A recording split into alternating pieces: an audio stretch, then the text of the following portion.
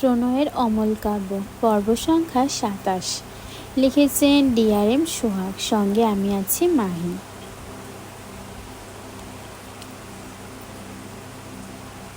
ধীরে ধীরে গাড়ি চালিয়ে তার বাসার দিকে যায়। নজর রাস্তার আশেপাশে ছিল, শুধু তার গাড়ি নিয়ে খোঁজায় ব্যস্ত। ফাইজ, ইনায়া আর ফারাকে নিয়ে গিয়েছে। রুমা নেওয়াজ ইরফানের ফোনে অনেকবার কল দিয়েছে। ইরফান কল রিসিভ করে না। উপায় না পেয়ে শুদ্ধর নাম্বারে কল দেয়। মায়েরা একা কেন বাসায় আসলো, আর ইনায়া কোথায়, ইরফান কোথায়, সেসবই শুনল। ভীষণ চিন্তিত তিনি ছেলেকে নিয়ে, সাথে মায়েরাকে নিয়ে। কী করবে এদের, কিছুই বুঝতে পারছে না। তোর বউ বাড়ি গিয়েছে। ইরফান গাড়ির দরজা খুলে এক পা বাইরে বের করে ড্রাইভিং সিটে বসে, চোখগুলো লাল। শুদ্ধর কথা শুনে মৃদুস্বরে বলে, ওকে বাড়ি যা, রাত হয়েছে। মামা মামি দুজনেই কল দিয়েছিল অনেকবার। ইরফান কিছু বলল না। শুদ্ধ হতাশায় শ্বাস ফেলে বলে, এতক্ষণ যাকে মরার মতো খুঁজলি, খবর পেয়ে যাচ্ছিস না কেন? ইরফান রাগে চিৎকার করে বলে, ওর কাছে গেলে ও আমার হাতে আগে বেহিসাব থাপ্পড় খাবে। ওর সাহস কী করে হয় এই রাতে একা একা বাড়ি যাওয়া? শুদ্ধ পাশেই দাঁড়িয়ে চুপ করে থাকলো কিছু সময়। এরপর চিন্তিত কণ্ঠে বলে, তুই কি করেছিস মায়েরার সাথে? ইরফান কিছু বলে না। রাগে শরীর কাঁপছে তার। চোখ বুজে লম্বা শ্বাস টানে। শুদ্ধ কিছুটা রেগে বলে, তুই আবার মেয়েটাকে মেরেছিস? কি চাইছিস তুই বলতো? ইরফান বেশ কিছুক্ষণ শান্ত হয়ে থাকে। এরপর শক্ত গলায় বলে, ওই স্টুপিডকে খুন করতে চাইছি। শুদ্ধ রেগে বলে, ইরফান তোর বোঝা উচিত, মায়েরার বয়স 15+। তোর হাফ বয়সী একটা মেয়ে, বাচ্চা মেয়ে, ওকে প্লিজ সেভাবেই ট্রিট কর। ওর থেকে বড়দের মতো বিহেভ, এক্সপেক্টগুলোকে চাপা দে, নয়তো তুই যা চাইলি সেটাই কর, ডিভোর্স দিয়ে দে। কারণ তোদের এই রিলেশনের কোনো ফিউচার নেই। মেয়েটার জন্য আমার খারাপ লাগে। ইরফান কিছু বলল না। শুদ্ধ অবাক হয়। ডিভোর্সের কথাটা ইরফান কেমন যেন শান্ত হয়ে যায়, যেন ভাবতে বসে কিভাবে ডিভোর্স হবে। অর্থাৎ ইরফান সত্যিই ডিভোর্সের ব্যাপারে ভাবছে। শুদ্ধ কিছু বলে না। এভাবে মার খাওয়া এদের রিলেশন এমন অস্বাভাবিকতার চেয়ে হয়তো ডিভোর্সটাই বেটার। মৃদুস্বরে বলল, বাড়ি যা। ইরফান আরও দুটো সিগারেটের ধোঁয়া উড়িয়ে গাড়ি স্টার্ট দেয়। শুদ্ধর কপালে চিন্তার ভাঁজ। ইনায়া গাড়িতে চিন্তিত বদনে বসে আছে। মায়েরা একা একা কেন বাড়ি গেল, সেই চিন্তায় শেষ মেয়েটা। তাদের সাথেই তো কি সুন্দর হেসে খেলে বাইরে বেরিয়েছে, কি যে হলো। তবে বাসায় পৌঁছেছে শুনে কিছুটা নিশ্চিন্ত আছে। ফাইজ গাড়ি থামালে ইনায়া ফারাকে ভেতরে আসতে বললে আরেকদিন যাবে বলে। আজ এমনিতেই অনেক রাত হয়েছে। ইনায়া আর জোর করে না। ফাইজ ড্রাইভিং সিট থেকে নেমে এসে ইনায়ার পাশে ডোর খুলে দিলে ইনায়া নিঃশব্দে বেরিয়ে আসে গাড়ি থেকে। ফাইজ তীক্ষ্ণ চোখে ইনায়ার মুখ পানে চেয়ে। ইনায়া এগোলে ফাইজ ইনায়ার হাত তার বাঁ হাতের মুঠোয় নিয়ে সামনের দিকে এগিয়ে যায়। ইনায়া হাত ছাড়ানোর চেষ্টা করে। ফাইজ মৃদুস্বরে বলে, লিটিল কুইন, রাগ করেছ? ইনায়া কিছু বলে না, নীরব থেকে হাত ছাড়ানোর চেষ্টা করে। ফাইজ নরম স্বরে বলে, সরি লিটিল কুইন। ইনায়া অবাক হয়ে তাকায় ফাইজের দিকে। ফাইজকে গোমড়া মুখে তার দিকে চেয়ে থাকতে দেখে চোখ নামিয়ে মিনমিন করে বলে, হাত ছাড়ুন। ফাইজ মৃদু হেসে বলে, ওকে, তোমার ফোন দিচ্ছি, এবার চলবে? ইনায়া মাথা উঠিয়ে খুশি হয়ে বলে, দিন তবে। ফাইজ চোখ ছোট ছোট করে তাকায়। ভাবনার মাঝেই ফাইজের পকেটে ফোন ভাইব্রেট হয়। ডান হাতে পকেট থেকে ফোন বের করে দেখলো ইনায়ার ফোন বাজছে, একটা মেয়ের নামে সেভ করা। ফাইজ গলা ছেড়ে বলে, ফ্রেন্ডদের সাথে কি বেশি পার্সোনাল কিছু বলো, আমি শুনতে পারি? ইনায়া কি বলবে বুঝলো না। ফাইজ কল রিসিভ করে লাউডে দেয়। উপাস থেকে গড়গড় করে একটি মেয়ে বলে, বান্ধবী, তোর পার্সোনাল বখাটের সাথে কেমন ডেট হলো রে? মেসেঞ্জারে মেসেজ দিলাম, সিন করিস না, সেসব থাক, এখন বল কি কি করলো সে? চুমুটুমু খেয়েছে? কোথায় কোথায় খেয়েছে? ইনায়া লজ্জায় মাটির নিচে ঢুকতে পারছে না। শুধু পা উঁচু করে বাঁ হাতে তার ফোন নিতে চাইলে ফাইজ ফোন উঁচু করে ধরে।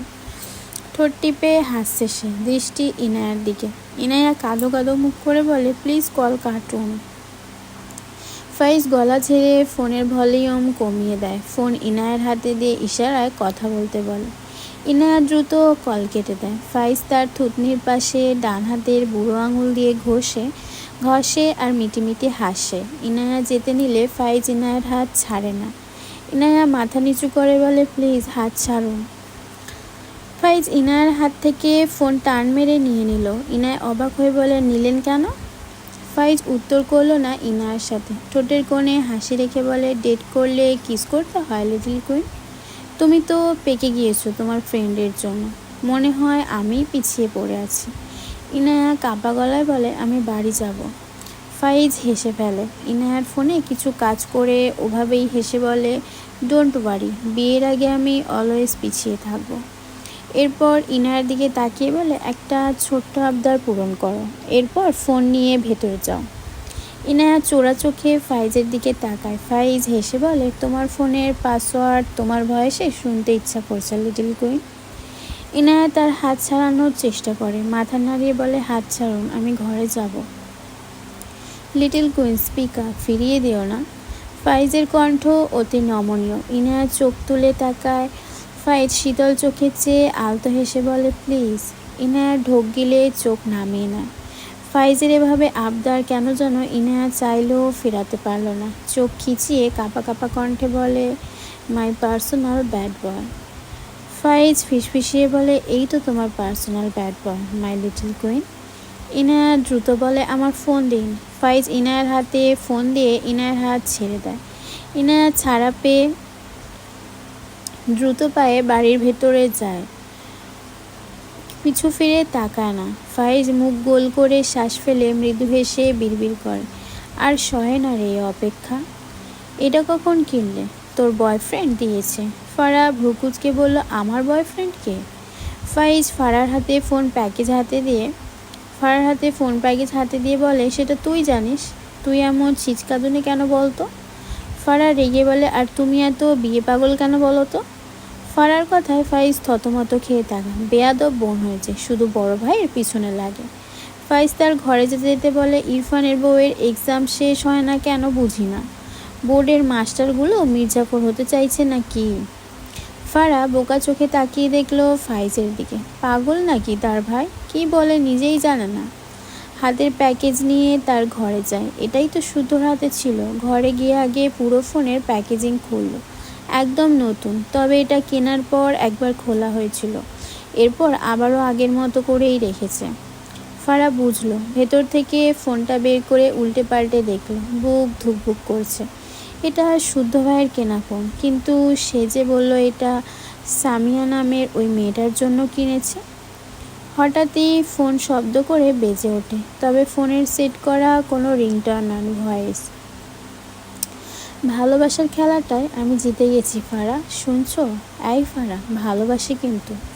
হাজারো আবেগ মেশানো কোমল সুরে কয়েকটি শব্দ, যে কণ্ঠ শুদ্ধ। ফারার হাত কাঁপছে। কল করেছে শুদ্ধ ভাই, আর রিংটোন এটা। বারবার একই সুরে কথাগুলো বাজছে। ফারা ঢোক গিলছে। ফোন বাজতে বাজতে কেটে যায়। সেকেন্ডবার কল আসলে ফারা কল রিসিভ করে ধীরে ধীরে ফোন কানে ধরে। চোখ জোড়ায় পানি টইটম্বু। ওপাশ থেকে শুদ্ধ বলে, ফারা, আমার হবু বউকে ফোন দিতে গিয়ে তোমার কাছে চলে গিয়েছে, মিস্টেক। এখন কি করি বলো তো? ফারা কাতর গলায় ফুপিয়ে বলে, শুদ্ধ ভাই। শুদ্ধ ঠোঁট টিপে হেসে আবেগপ্রবণ গলায় বলে, এই তো আমি ফারা, আমি তোমাকে ভালোবাসি না। শুদ্ধ শব্দ করে হেসে ফেলে। ভালোবাসাটা তবে পেয়ে গেলাম আমি ফারা, বুঝেছ? ফারা কথা বলতে পারে না, ফোপায়। শুদ্ধ প্রাণ খোলা হাসি আসে। একটু পর থেমে বলে, ওহে লাবণ্যময়ী, আর একটু শব্দ করে কাঁদবে প্লিজ। ফারা নাক টেনে কল কেটে দেয়। অলপেপারে ভেসে ওঠে তার কান্না ভেজা মুখ, আর তার দিকে হেসে তাকিয়ে আছে শুদ্ধ। পিকটা সাইড থেকে তোলা। ফারা হঠাৎই কান্নার মাঝে হেসে ফেলে। আবারও ফোনে রিং হয়। ভালোবাসার খেলাটায় জিতে গেছি ফারা, শুনছো? এই ফারা, ভালোবাসি কিন্তু। ফারা মন দিয়ে শুনছে কথাগুলো, কিন্তু কল রিসিভ করলো না। চোখ মুখ লাল, তবে মুখাবে উজ্জ্বল খুশির ঝিলিক। রাত প্রায় 1টার কাছাকাছি। ইরফান বাড়িতে এসে চাবির সাহায্যে লক খুলে ভেতরে যায়। ডাইনিংয়ে বসে তারেক নেওয়াজ ছেলের অপেক্ষা করছিলেন। ইরফানকে পোশাকবিহীন দেখে তিনি বিস্ময় নিয়ে তাকালো। এগিয়ে এসে বলে, তোমার এই অবস্থা কেন? ইরফান তার ঘরের দিকে যেতে যেতে গম্ভীর গলায় বলে, কাজ ছিল মানে? এভাবে উদাম গায়ে বাইরে থেকে কি কাজ করে আসলো ইরফান? ভদ্রলোক বুঝলেন না। তারেক নেওয়াজ মূলত ইরফান অফিসে না যাওয়ায় রেগে আছে। মায়রার ব্যাপার তিনি জানেন না। ইরফান অফিসে যাবে বলেও আর যায়নি। রেগে বলে, তুমি কি পণ করেছো আমাদের বিজনেস ধস নামিয়েই ছাড়বে? ইরফান বিরক্ত হলো। সিঁড়ি উঠতে উঠতে বলে, নেক্সট ডে সব সামলে নিব, ডোন্ট ওয়ারি। কথাটা বলে ইরফান দ্রুত পায়ে তার ঘরে চলে যায়। তারেক নেওয়াজ ফোঁস করে শ্বাস ফেলল। এই ছেলে আর ভালো হলো না। তিনি হতাশ। সামলে নিবে বলেছে যখন নিবে সামলে, যখন যা মনে হবে করবে, বলেও লাভ নেই। এই যেমন মায়রাকে এনে রেখেছে, এক্সামের মাঝে কেন আনলো তার কারণও বলে না। তিনি কাজে ব্যস্ত থাকায় মায়রার সাথে তার সেভাবে কথাই হয়নি, ফলে শুনতেও পারেনি কেন এনেছে মায়রাকে। বিরক্ত হয়ে তার ঘরে চলে যায়। ইরফান তার ঘরে গিয়ে আগে শাওয়ার নেয়। প্রায় 30 মিনিট সময় নেয়। চোখে মুখে রাগের হাওয়া। যখনই ভাবছে মায়রা এই রাতে একা একা এই পথ এসেছে, তখনই মাথা পুরো গরম হয়ে যাচ্ছে। নিজেকে সামলাতে চায় কিন্তু ব্যর্থ। ইচ্ছে করছে আগে ওই স্টুপিডকে গিয়ে থাপ্পড় দিয়ে রাস্তাঘাটে একা ঘোরার স্বাদ মেটাতে। শাওয়ার শেষে ওয়াশরুম থেকে বেরিয়ে আসে। একটা কালো ট্রাউজার পরে নিল, তবে শরীরে কিছু জড়ালো না।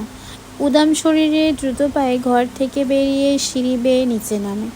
মায়রার ঘরের সামনে গিয়ে দাঁড়ায়। নিজেকে সামলানোর চেষ্টা করে। দরজা ঠেলে ভেতরে চোখ পড়লে মুহূর্তেই চোখ জোড়া শীতলতায় ভরে যায়। রাগ আপনা আপনি নিভে যায় খানিক। ঘরের ভেতরে প্রবেশ করে দরজা ভিড়িয়ে দেয়। ঘরের লাইট জ্বালিয়ে ঘুমিয়েছে কেন বুঝল না। ধীর পায়ে এগিয়ে এসে মায়রার মাথার কাছে দাঁড়ায়। গম্ভীর চোখে দৃষ্টি আবদ্ধ করে মায়রার মুখ পানে। মায়রা ইরফানের ঘরে ঠিক যেভাবে ঘুমিয়েছিল আজও সেভাবেই ঘুমিয়েছে। দরজা বরাবর মাথা রেখে বিছানার কিনারায় মাথা রেখে চুলগুলো ছেড়ে দেয়, যা মেঝে ছুঁয়েছে। ফ্যানের বাতাসে মেঝে ছুঁয়ে থাকা চুলগুলো মৃদুভাবে দোলে। মায়রার বাম গালে চোখ পড়লে ইরফান ঢোক গিলে। 5 আঙুলের দাগ স্পষ্ট। চোখ বুজে শ্বাস ফেলল। একটু পর মায়রার মাথার কাছে ডান পা ভাঁজ করে বসে। সামান্য ঝুঁকে মায়রার বাম গালে তার ডান হাতের আঙুলগুলো ছোঁয়ালে মায়রা ঘুমের মাঝেই কেঁপে ওঠে। ইরফান মায়রার বন্ধ চোখের পাতায় দৃষ্টি দেয়। ফুলের পাপড়ির ন্যায় মসৃণ ফর্সা দীর্ঘ চোখের পাতায় ডান হাতের বুড়ো আঙুল দ্বারা আলতো করে ছুঁয়ে দেয়। মায়রা ঘুমের ঘরে ডান কাত হয়ে ইরফানের দিকে হেলে আসে। ইরফান মায়রার পুরো মুখটা নিখুঁতভাবে অবলোকন করল। দৃষ্টি ঘুরিয়ে ডান গালে চোখ স্থির করে। ফর্সা গালে লালচে দাগগুলোর দিকে অসহায় চোখে কিছু সময় তাকিয়ে থাকে। এরপর বসা থেকে উঠে দ্রুত পায়ে ঘর থেকে বেরিয়ে যায়। ফ্রিজ থেকে বরফ নিয়ে আসে হাত ভর্তি করে। আবারও মায়রার পাশে বসে আলতো হাতে মায়রার গালে বরফ লাগিয়ে দেয়। মায়রা কেঁপে ওঠে। এগিয়ে এসে তার হাতের কাছে ইরফানের বাঁ হাত পেয়ে হাতের তালুর ওপর ডান গাল রেখে গভীর ঘুমে আচ্ছন্ন হয়ে যায়। ইরফান ঝুঁকে আছে মায়রার উপর। মায়রার মুখের দিকে ডাচে ডান হাতে আবারও মায়রার গালে বরফ লাগিয়ে দেয়। এবার মায়রা আর নড়ে না। ইরফান সময় নিয়ে বরফ দিয়ে দিল মায়রার গালে। এরপর ডান হাতের ছোট ছোট বরফের টুকরোগুলো ছুঁড়ে ফেলে। ভেজা গালে চুলের কিছু অংশ হেলে আসলে হাত বাড়িয়ে তা কানের পিঠে গুঁজে দেয়। ঢোক গিলে মুখ নামিয়ে ভেজা গালে ঠোঁট দাবায়। কতক্ষণ যে এভাবে থাকলো তার ইয়ত্তা নেই। মায়রা নড়ে উঠলে ইরফান মায়রার গাল থেকে ঠোঁট সরিয়ে নেয়। মাথা খানিক উঁচু করে মায়রার ফোলা ফোলা মুখে চেয়ে থাকে কিছুক্ষণ। এরপর মায়রার কানের কাছে মুখ নিয়ে গলা নামিয়ে মৃদুস্বরে বলে, সরি ফর দ্যাট। কথাটা বলে কানের পিঠে শব্দ করে একটা চুমু খায়। মায়রা ঘুমের মাঝে ফুঁপিয়ে ওঠে। ইরফান দ্রুত মায়রার মুখের দিকে তাকায়। চোখ বন্ধ মায়রার, কি যেন বিড়বিড় করে। ইরফান আর একটু এগিয়ে গেলে আদো আদো স্বরে শুনতে পায়, বাবা মেলায় যাওয়ার কথা বলে ফাঁকি দিয়ে আকাশে চলে গেল। বাবা বাবা। কথাগুলো খুবই অস্পষ্ট শোনায়। বন্ধ চোখের কোণ ঘেঁষে পানি গড়িয়ে পড়ে। ইরফানের বাঁ হাতে মায়রার ডান গাল পেতে রাখা ইরফানের হাতের তালুতে টুপটুপ করে মেয়েটার চোখের পানি গড়িয়ে পড়ে। ইরফান ঢোক গিলে মায়েরার দিকে চেয়ে থাকে, চোখে মুখে অসহায়ত্ব ভিড় করে। মায়েরাকে চিৎ করে শোয়ায়, মুখ নামিয়ে মায়েরার ডান চোখের কিনারায় ছোট করে একটা চুমু আঁকে। বাঁ হাতে মায়েরার বাঁ চোখের কোণ মুছে দেয়। এরপর মায়েরাকে কোলে তুলে লম্বা করে বালিশে শুইয়ে দেয়। উঠে গিয়ে ঘরের লাইট অফ করে দেয়। বাম কাত হয়ে মায়েরার পাশে শুয়ে পড়ে ইরফান। মায়েরার পেট জড়িয়ে মায়েরাকে টেনে মায়েরার পিঠ তার বুকে লাগিয়ে শুয়ে দেয়। এরপর মায়েরার পেট থেকে হাত সরিয়ে নেয়। হাত বাড়িয়ে মায়েরাকে আর ধরল না। দুহাত আড়াআড়িভাবে বুকে ভাঁজ করে নেয়। লম্বা শ্বাস টেনে চোখ বুজে। ফ্যানের বাতাসে মায়েরার চুলগুলো ইরফানের মুখের ওপর লুটোপুটি খায়। ইরফান সরালো না চুল। উঠে গিয়ে তার স্বভাবসুলভ ফ্যান অফ করে এসি ছাড়ল না। শক্ত হয়ে চোখ বুজে রইল। সকাল সকাল চিৎকার চেঁচামেচিতে মায়েরার ঘুম ভেঙে যায়। পিটপিট করে চোখ খুলে তাকায় মায়েরা। ঘরময় দিনের ঝাপসা আলো দেখে বুঝল সকাল হয়ে গেছে, কিন্তু সে জাগা পায়নি। এমন জোরে জোরে কথা বলছে কে? ধীরে ধীরে বিছানা থেকে নেমে ভিড়ানো দরজা খুলে বাইরে নজর দিলে ইরফান আর তারেক নেওয়াজকে মেইন গেটের কাছে দাঁড়িয়ে কথা বলতে দেখে। এখানে দাঁড়িয়ে স্পষ্ট শোনা যাচ্ছে মায়েরাকে রেখে দ্রুত ফিরবে। ইরফান গম্ভীর গলায় বলে, সরি, ওকে নিয়ে যেতে পারবো না। তারেক নেওয়াজ রেগে যায়, পারবো না মানে? তাহলে এনেছিলে কেন? কাজ ছিল। মায়েরাকে দিয়ে কি কাজ তোমার? কাজ করেছো, ভালো কথা, এখন ওকে রেখে এসো। ওর এক্সাম ভুলে গিয়েছো? ইরফান বিরক্তিমাখা কণ্ঠে বলে, তুমি রেখে এসো, আমি অফিস সামলে নিব, ডোন্ট ওয়ারি। তারেক নেওয়াজ নিজেকে শান্ত করে। তার ভাবনা, মায়েরা আর ইরফান একসাথে থাকলে তাদের সম্পর্কের উন্নতি হবে। মায়েরা রিলেটেড কাজগুলো তিনি ইরফানের কাঁধে দিতে চায়। অতঃপর বলে, মায়েরাকে তুমিই রেখে আসবে, এটাই আমার শেষ কথা। ইরফান রেগে হঠাৎই চিৎকার করে ওঠে, বলেছি তো ওই স্টুপিডকে রেখে আসতে পারবো না। গলায় বাচ্চা ঝুলিয়ে দিয়েছো, চুপ আছি, আর বাড়াবাড়ি করো না, আমাকে শান্তিতে থাকতে দাও। কথাটা বলে হনহন করে বাইরে বেরিয়ে যায়। তারেক নেওয়াজ কি বলবেন বুঝলেন না। নীরব চোখে চেয়ে দেখলো শুধু ছেলের প্রস্থান। তিনি ছেলেকে নিয়ে হতাশ। তবে মায়েরার কি হবে? মায়েরা ধীর পায়ে ঘরের ভেতর আসে। এরপর দরজার ছিটকিনি লাগিয়ে দেয়। পানিতে টইটুম্বুর চোখ থেকে দুফোঁটা জলকণা টুপ করে গড়িয়ে পড়ে। দেয়াল ঘড়িতে দেখল সকাল 6টা বাজে। ওয়াশরুমে গিয়ে উজু করে সে নামাজ পড়ে নেয়। এরপর গায়ে বোরখা জড়িয়ে নেয়। সাথে এমনিতেও কিছু আনেনি, তাই আর কিছু নিতে হলো না। হাতে পার্স নিয়ে ঘর থেকে বের হয়। আশেপাশে কাউকে না দেখে স্বস্তির নিঃশ্বাস ফেল। একটু এগিয়ে গিয়ে রিতাকে পেয়ে বলে গেল, আপু, এখন কাউকে বলো না, আমি যাচ্ছি। আমি পৌঁছে বাবাকে কল করে বলে দিব। রিতা ডাইনিং টেবিলের ওপর কাঁচের গ্লাস রেখে অবাক হয়ে বলে, কোথায় যাচ্ছ তুমি? মায়েরা মৃদু হেসে বলে, গ্রামে। তুমি এক্ষুনি কাউকে বলো না প্লিজ। রিতা অবাক হয়ে বলে, এত দূরের রাস্তা তুমি একাই যাবা? দাঁড়াও, আমি চাচারে বলি। মায়েরা রিতার হাত আটকে বলে, বলো না আপু, আমি পারবো। একা চলতে না শিখে রাখলে পরে প্রবলেম হবে। লাস্ট কথাটা কেমন মলিন গলায় বলে। এরপর আবারও মৃদু হেসে বলে, আমার এক্সাম বুঝলে, গ্রামে গিয়ে পড়বো, এখানে বইও নেই। আসছি আপু, বাই। কথাটা বলে ডান হাতে একটা পার্স নিয়ে দ্রুত পায়ে বেরিয়ে যায়। বাড়ি থেকে বেরিয়ে সামনে তাকালে মেইন গেট দিয়ে ইরফানকে ঢুকতে দেখে। মাথা নিচু করে ইরফান এগিয়ে আসছে। মায়েরা ঢোক গিলে তাকে দেখে নিলে এই লোক কী করবে সে সব ভাবতে চায় না। তবে লোকটার সামনে পড়তে চায় না, একটুও চায় না।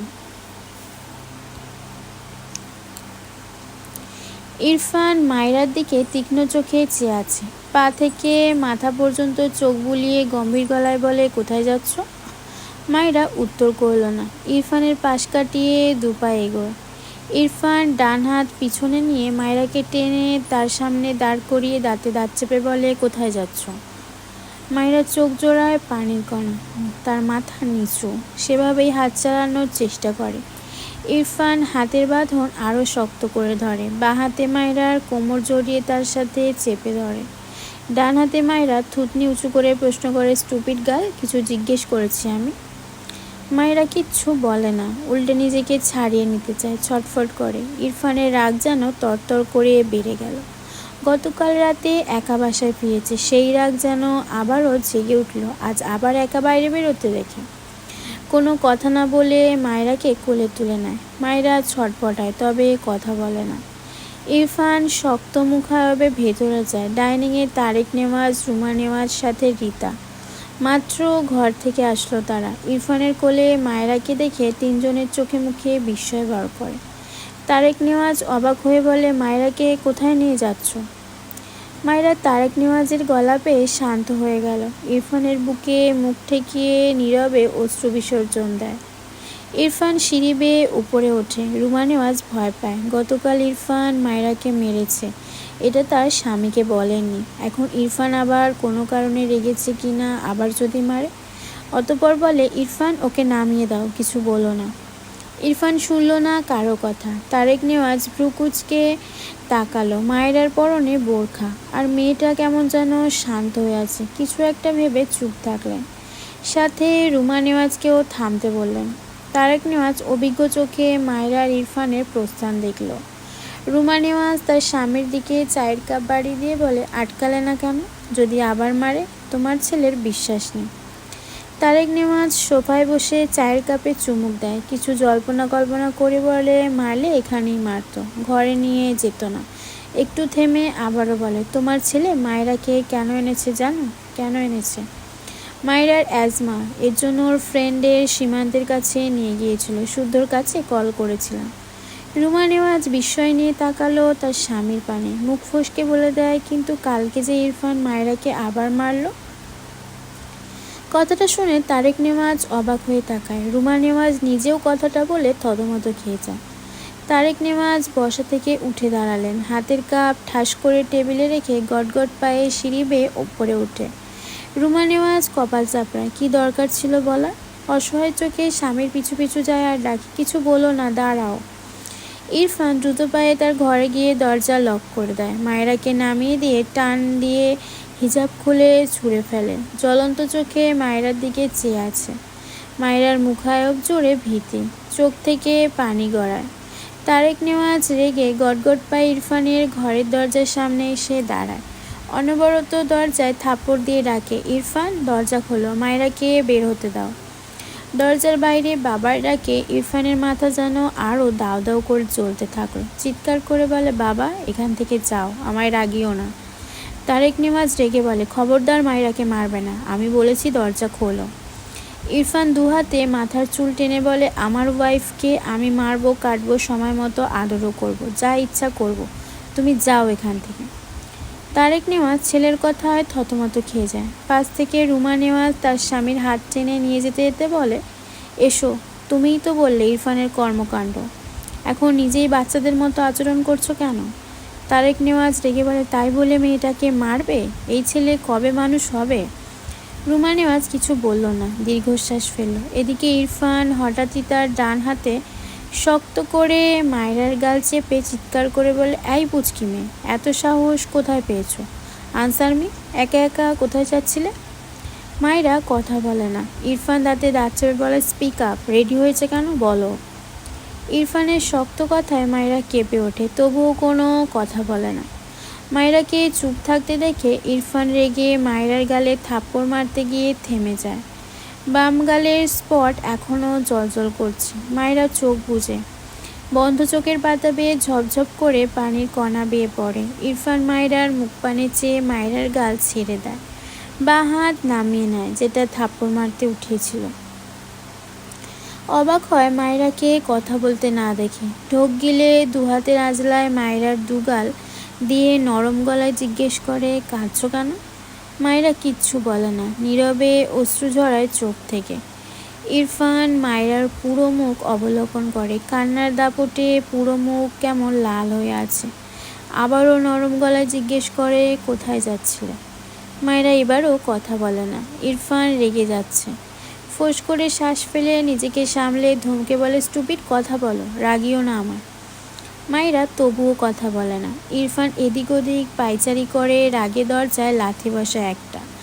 মায়রা কেঁপে ওঠে, মাথা নিচু করে থাকে। ইরফান দুহাতে মাথার চুল টেনে ধরে, এরপর মাথা তুলে মায়রার দিকে তাকায়। গায়ে বোরখা জড়ানো, মাথার চুল এলোমেলো হয়ে গেছে। চোখ মুখের অবস্থা কেঁদে কেটে খারাপ হয়ে গিয়েছে। ইরফান এগিয়ে এসে মায়রার কোমর বাঁ হাতে জড়িয়ে নিজের সাথে চেপে খসখসে ডান হাত মায়রার নরম গালে রেখে মৃদুস্বরে বলে, সব সময় আমার রাগ বাড়িয়ে দাও কেন? কখনো কমিয়েও তো দিতে পারো।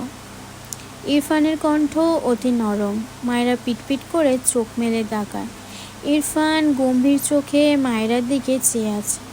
মায়রা হঠাৎই ইরফানকে দুহাতে ধাক্কা দিয়ে কাঁদতে কাঁদতে চেঁচিয়ে বলে, আমি আমার গ্রামে যাব, থাকবো না এখানে আমি।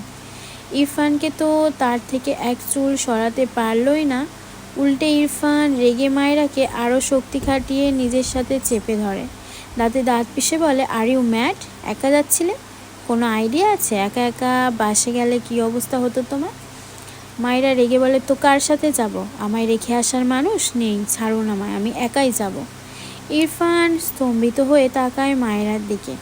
মায়রাকে ছেড়ে দুহাতে মায়রার চোখের পানি মুছে বলে, স্টপ ক্রাইং, আমি রেখে আসব। একটু আগেই তো বললেন আমাকে নিয়ে যেতে পারবেন না। ইরফান ভ্রু কুঁচকে বলে, এখন বলছি নিয়ে যাব। মায়রা তার গাল থেকে ইরফানের হাত ঝাড়া দিয়ে বলে, যাব না আমি আপনার সাথে, আমি একাই যাব। ইরফান চোখ গরম করে তাকায় মায়রার পানে। দুহাতে মায়রাকে শক্ত করে চেপে বল, আমি বলেছি মানে আমার সাথেই যাবে। You are a dangerous girl, তাই চেয়েছিলাম একা থাকো। বাট তুমি তো একটা স্টুপিড। মায়রা ইরফানের হাত ধরে টেনে ছাড়াতে চায়, তবে ইরফানের থেকে নিজেকে ছাড়াতে পারে না। রেগে বলে, যাকে ডিভোর্স দিবেন তার আশেপাশে থাকছেন কেন? এত ভাবতে হবে না, ছাড়ুন বলছি। কথাগুলো বলতে বলতে চোখ থেকে টপ টপ করে পানি গড়িয়ে পড়ে। ইরফান অবাক হয়ে বলে, হোয়াট? কাকে ডিভোর্স দিব? মায়রা বিরক্ত হয়, এতটাই ভ্যালুলেস সে? এই লোকটার এটাও মনে নেই যে তাকে সে ডিভোর্স দিতে চায়? মায়রা বিরক্তি কণ্ঠে বলে, আপনি আমাকে ডিভোর্স দিবেন? কথাটা বলার সাথে সাথে ইরফান ডান হাতে মায়রার গাল চেপে রাগান্বিত স্বরে বলে, কে বলেছে এটা? মায়রা ব্যথা পায়। ইরফানের হাত সরাতে চায়, তবে পারে না। ওভাবেই বলে, আপনি নিজেই বলেছেন, ছাড়ুন আমার। ইরফান মায়রার চেপে ধরা গালে রাখা হাত শিথিল করে গম্ভীর গলায় বলে, তুমি কি চাও? মায়রা অবাক হয় ইরফানের কথা। এই লোকটার হয়েছে কি? কেমন করে যেন কথা বলছে। ভাবনা রেখে বলে, কি চাই মানে? ডিভোর্স চাই। আপনার মতো হার্টলেস মানুষের সাথে কেউ থাকতে চাইবে না। ইরফান তীক্ষ্ণ চোখে চেয়ে দাঁতে দাঁত চেপে বলে, ইহজীবনে পাবে না, হার্টলেস মানুষের সাথেই থাকতে হবে। দিবা স্বপ্ন দেখা বাদ দিয়ে মন দিয়ে পড়াশোনা করো, স্টুপিড। এসব ফালতু চিন্তা মাথায় কে ঢুকিয়েছে? অল্প বয়সে পেকে গেলে যা হয়। পুচকি মেয়ে 10 লাইন বেশি বোঝা, পাবলিক হলে থাপ্পড় দিয়ে সব দাঁত ফেলে দিব। কথাটা বলে মায়রার চোখের পানি মুছে দিয়ে শান্ত গলায় বলে, ডোন্ট ক্রাই, বিকালে রেখে আসবো। বাইরে এক পা রেখেছো তো পা কেটে ঘরে বসিয়ে রাখবো। মায়রা ফুপিয়ে কাঁদে, মাথা নিচু তার। ইরফান বিচলিত কণ্ঠে বলে, হোয়াট হ্যাপেন্ড? কাঁদছো কেন? মায়রা কিছু বলে না। ইরফান মায়রাকে কোলে তুলে বেডে বসিয়ে দেয়। মায়রা রেগে ইরফানকে ধাক্কা দেয়। ইরফান তীক্ষ্ণ চোখে মায়রার দিকে চেয়ে আছে। হঠাৎই মায়রাকে সাপটে ধরে শুয়ে পড়ে। কানের কাছে ফিসফিসিয়ে বলে, জ্বালিও না।